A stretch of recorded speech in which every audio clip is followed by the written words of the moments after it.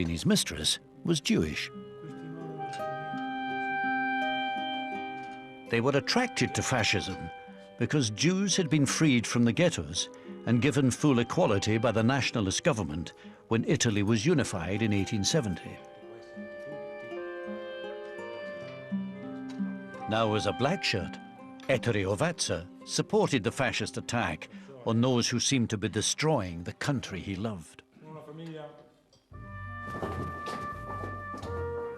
The black shirts saw themselves as the front line against the socialist threat.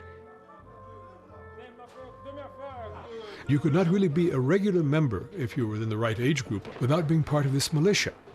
Now, in Italy, the black shirts were the basic core membership of the party. So this was a kind of special party army or party militia. Ovazza played his part by helping to destroy trade union offices in Turin. These fascist attacks on socialism often had the open support of the police and army, as the liberal government was seen as too weak to stand up to the communist threat. But there was also some sympathy from the state, as fascism claimed it wanted to defend the state, bourgeois society, property and patriotic values, all those values that socialism deplored.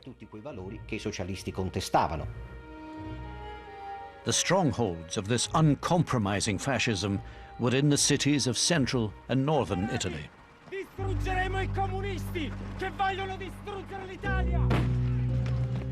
The motto of the black shirts was "Me ne frego," I do not give a damn. They considered life cheap, just as it had been in the trenches. In Lombardy in December 1921, one of the most senior socialist leaders was kidnapped and beaten to death. Women and children were forced to watch, to learn the fate of those who opposed fascism.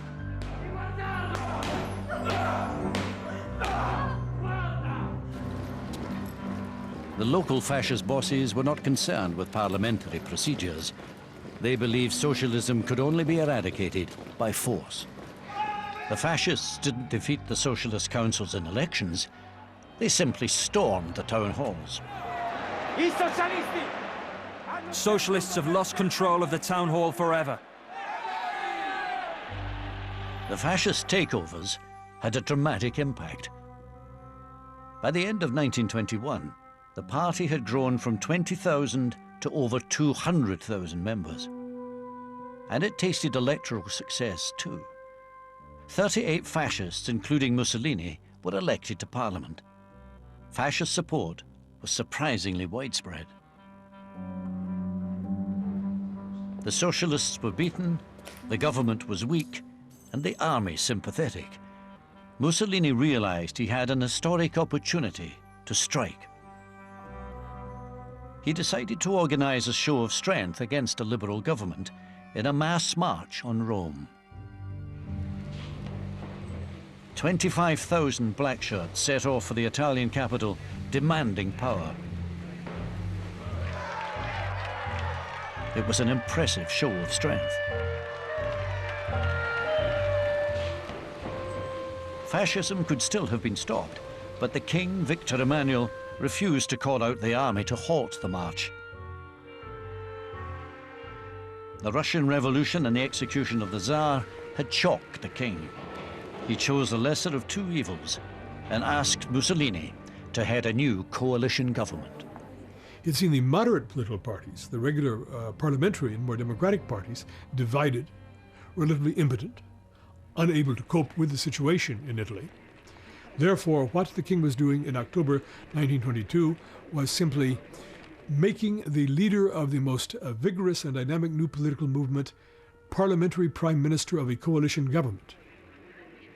The Italian government had backed down in the face of fascist violence. Though Mussolini led a constitutional government, and there were only 3 fascists in the cabinet, he ensured that he could rule by decree for the first year, and that he was in charge of all of Italy's police forces. The king had inadvertently opened the way to a full fascist state under Mussolini's leadership.